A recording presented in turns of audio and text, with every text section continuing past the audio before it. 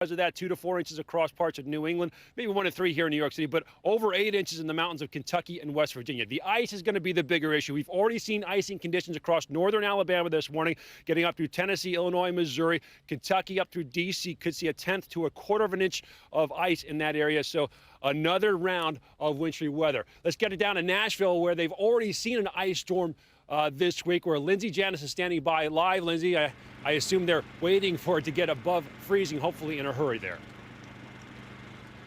Rob, it is above freezing for the first time this week. That warmer air and the rain creating this slop on roadways and sidewalks where there was ice.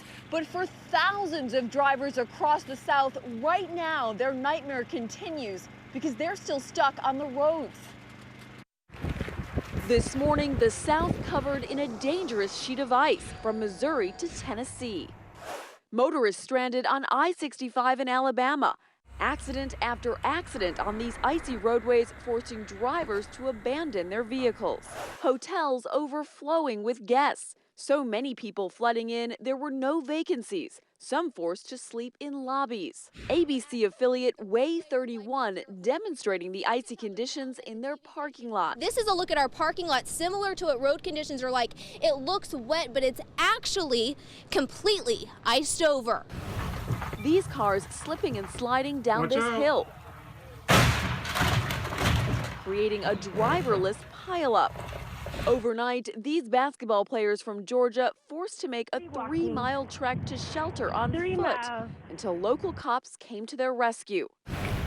In Tennessee, where so far at least 18 lives have been claimed by the freezing temperatures, inches of sleet, freezing rain, and ice turning roadways into skating rinks.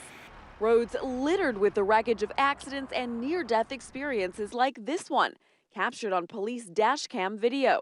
A highway worker escaping an out-of-control truck with inches to spare. I just saw the front of the truck. A second or a half second to react is what I had. Plows in Kentucky trying to keep up with the frozen mess, nearly burying this stranded motorist under a wave of ice and snow.